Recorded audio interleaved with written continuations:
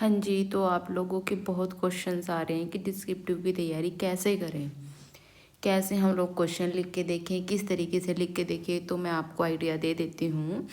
देखो, हर किसी का राइटिंग स्टाइल अलग होता है, पर फिर भी मैं कोशिश करूँगी कि आपकी हेल्प करूँ इसमें। सेकंड क्वेश्चन आपका रहता है कि पेपर में प्रोग्राम आएंगे। थर्ड क्वेश्चन रहता है कि प्रोग्राम को फिर लिखेंगे कैसे अगर आएंगे तो। फिर क्वेश्चन आपका है कि थ्योरी क्वेश्चन आएंगे और कितने प्रोग्राम आएंगे, कितने थ्योरी क्वेश्चन आएंगे। तो थोड़ा सा आइडिया मैं आपको दे देती हूँ। अब देखो ध्यान से वीडियो को देखना है। एक तो आप लोगों की सबसे बड़ी प्रॉब्लम, आप वीडियो तो देखते नहीं हो, ठीक है। अभी एक ने कमेंट कर रखा है कि एनवीएस के लिए बताओ, उसी वीडियो के नीचे कमेंट कर रखा है जो मैंने वीडियो बनाई है पिछली। इवन दो जब ये हाल है कि जब मैंने उस वीडियो में ये बताया कि एनवीएस के लिए आप लोग जो ईएमआरएस टीजीटी का सिलेबस दिया है ना, अभी के लिए उसको फॉलो कर लो, क्योंकि अभी तक एनवीएस ने टीजीटी के लिए कोई सिलेबस दिया ही नहीं, टीजीटी सीएस के लिए। ठीक है, तो आप ईएमआरएस वाला सिलेबस फॉलो कर लो। तो यार वीडियो को अच्छे से पूरा ध्यान से देख लो, देन कमेंट करो आप। तो अब क्या ही जवाब दूं मैं उसका, है ना। तो देखते हैं कि डिस्क्रिप्टिव की कैसे तैयारी करनी है आप लोगों को। देखो, सबसे पहले हमारा मान लो, जो सबसे पहले तो ये देखते कि कितना डिस्ट्रीब्यूशन है। ईएमआरएस में जो डिस्ट्रीब्यूशन है सिलेबस का, वो है आप लोगों का 50 तो एमसीक्यूज हैं, है ना, और 60 है हमारे डिस्क्रिप्टिव क्वेश्चन। और एनवीएस और केवीएस में क्या है, 60 तो एमसीक्यूज हैं और 40 क्या है आपके डिस्क्रिप्टिव हैं। दैट मीन्स कि आपके 60 यहाँ पे डिस्क्रिप्टिव हैं, तो 4 नंबर का एक क्वेश्चन है, तो यहाँ पे आपके रहे 15 क्वेश्चन। ईएमआरएस में कितने आएंगे आपके 15 क्वेश्चन, और यहाँ पे आपके आएंगे 10 क्वेश्चन, ठीक है। दूसरी बात ये, आप लोगों के सिलेबस में आप लोगों ने देखा ही होगा कितनी है पाइथन। अगर 4 पेज का सिलेबस है ना, उसमें से 3 पेज तो आपकी पाइथन है, 4 से भी ज़्यादा ही पेज का सिलेबस है, और मुझे लग रहा है 6 पेज का सिलेबस है कम से भी कम पीजीटी के लिए। तो उसमें से कम 4 पेज पे पाइथन है। ऐसे ही यहाँ है सिलेबस, तो पीजीटी के लिए तो सेम ही है, टीजीटी के लिए अलग है। टीजीटी में बस क्या नहीं है, आईपी नहीं है, ठीक है। तो सबसे पहले बात कर लेते हैं पीजीटी की। पीजीटी में आप लोगों का क्या है, सीएस प्लस आईपी, ठीक है, दोनों ही हैं आप लोगों की। अगर आप एक्सपेक्ट करो फॉर ईएमआरएस 15 क्वेश्चन हैं आप लोगों के, आप लोग लगा सकते हो कि कम से भी कम 7 से 8 क्वेश्चन, 7 से 8 क्वेश्चन आपके जो सीएस और आईपी का कोर सब्जेक्ट है ना, सीएस में जैसे पाइथन है, आईपी में भी है पाइथन, तो सीएस और पांडास भी है, सीएस और पांडास भी, इसमें पांडास भी है जो आईपी है, ठीक है। नमपाई भी है आपके सिलेबस में, नमपाई सिलेबस में नहीं है, लेकिन आपको पांडास पढ़ने के लिए नमपाई पढ़नी पड़ेगी। तो एक्सपेक्ट कर सकते हो आपकी 7 से 8 क्वेश्चन तो आपके पाइथन से ही आएंगे प्लस पांडास से। देन बचे कितने, 7 से 8 क्वेश्चन ही। इसमें से आप 3 से 4 क्वेश्चन लगाओ डीबीएमएस एसक्यूएल के, ठीक है। कितने बचे, 3 से 4 क्वेश्चन ये हो गए हमारे, और 3 से 4 क्वेश्चन इसमें से आप 1 या 2 क्वेश्चन आप नेटवर्किंग से एक्सपेक्ट कर सकते हो, और 1 से 2 आप क्वेश्चन बेसिक्स से एक्सपेक्ट कर सकते हो, और 1 से 2 ही क्वेश्चन आप एक्सपेक्ट कर सकते हो अपने जो आपका बुलियन अलजेब्रा है। और इनमें से अगर कोई क्वेश्चन कम होता है तो एक्सपेक्ट कर सकते हो एक क्वेश्चन, मुझे लगता है maximum to maximum cyber security से, साइबर सिक्योरिटी से बन सकता है। इसके अलावा तो मुझे नहीं लगता कोई और टॉपिक है आपके सिलेबस में। फिर थोड़ा बहुत है वो इमर्जिंग ट्रेंड वगैरह, अगर आएगा भी तो उससे एक ही क्वेश्चन हार्डली बनेगा, अदरवाइज वो भी मुश्किल ही है, क्योंकि जो सीबीएसई के पेपर हैं उनमें तो नहीं पूछा जाता है कभी भी।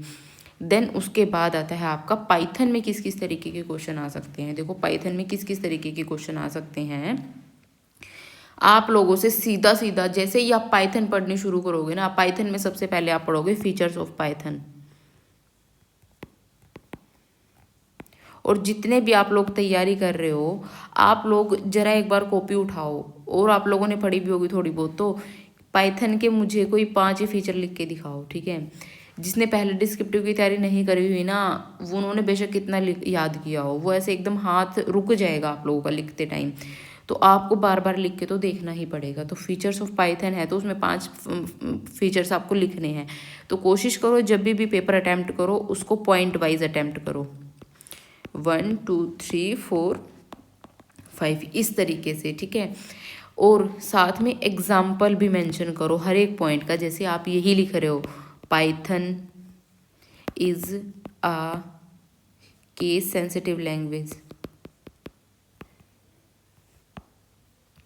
तो कोशिश करो कि इसके साथ इसका एग्जाम्पल भी मेंशन करो। एग्जाम्पल कैसे कि हाँ भाई पाइथन में नंबर और नंबर अलग अलग हैं, ठीक है। तो इस चीज़ का बड़ा ध्यान रखना है। और बहुत ज़्यादा नहीं लिखना है आप लोगों को कि भाई 4 नंबर का क्वेश्चन है, बहुत ज़्यादा लिख दिया। तो 4 नंबर के क्वेश्चन में आप लोगों को जो आपका एक पेज है ना, एक पेज आप A4 जो पेपर होता है ना आपका, A4 का एक पेज इनफ है, ठीक है। एक पेज मैक्स टू मैक्स आप 1.5 पेज कर सकते हो, इससे ज़्यादा ज़रूरत नहीं है 4 नंबर के क्वेश्चन में, ठीक है। अगर आप दोनों साइड लाइनें लगा देते हो पेपर के, A4 पेपर के, अब आप मार्जिन ही मान लो इतना छोड़ रहे हो, तो फिर तो आपको 1.5 पौने 2 पेज भरना ही पड़ेगा। लेकिन अगर आप पूरी शीट पे लिख रहे हो तो फिर कोई मतलब एक पेज मेरे हिसाब से इनफ है, इतना ज़्यादा उसमें स्पेस होता नहीं है। अब डिपेंड करता है कि आपके पेपर में शीट कैसी आ रही है। एक तो ऐसे लैंडस्केप मोड में आए या फिर पोर्ट्रेट मोड में आए, 2 तरीके की शीट होती है ना। और लाइनों वाली शीट आएंगी या फिर प्लेन आएंगी, ये भी नहीं पता अभी तो किसी को भी, क्योंकि अभी तक कोई एग्ज़ाम हुआ ही नहीं है डिस्क्रिप्टिव इनका। तो कुछ पता ही नहीं है हमें भी कि भाई हाँ लाइनों वाली शीट आएंगी या प्लेन शीट आएंगी। देखो प्लेन शीट आएंगी तो उसमें प्रोग्राम लिखना थोड़ा सा मुश्किल हो जाता है, ठीक है।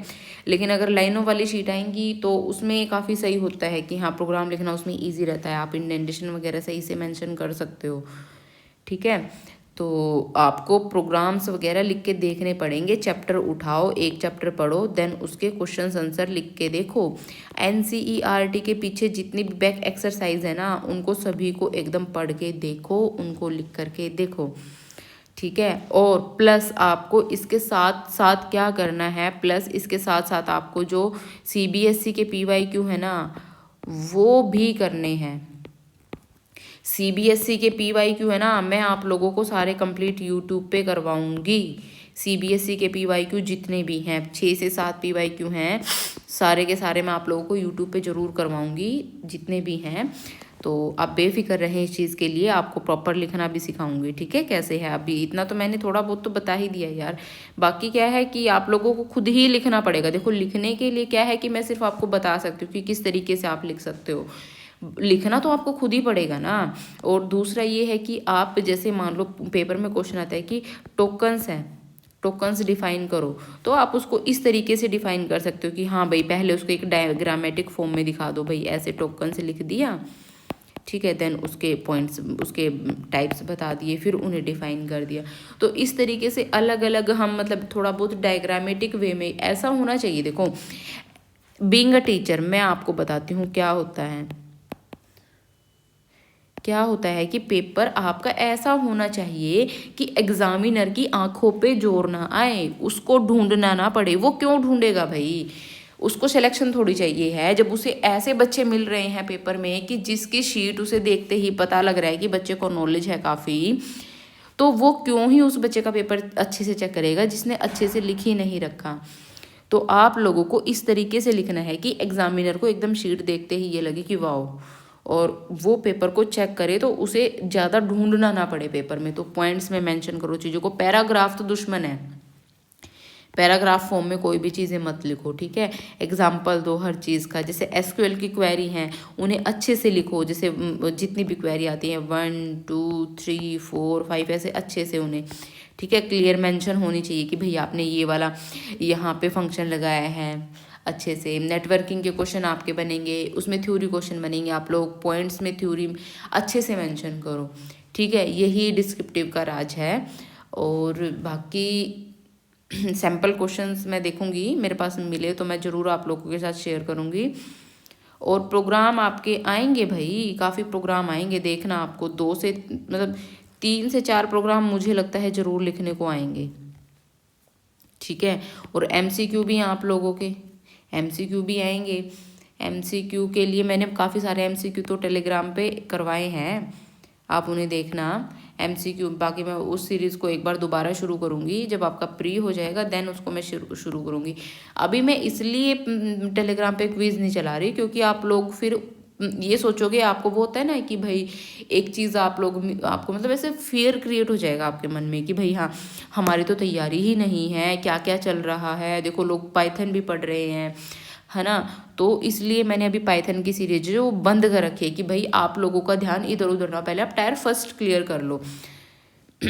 ठीक है गाइज, तो अच्छे से पढ़ो। और टीजीटी के लिए क्या है कि टीजीटी के लिए आपका आईपी नहीं है, तो आईपी नहीं है तो पांडास वगैरह आपके पेपर में नहीं आएगी, जो सीएस वाला पोर्शन है वही आएगा।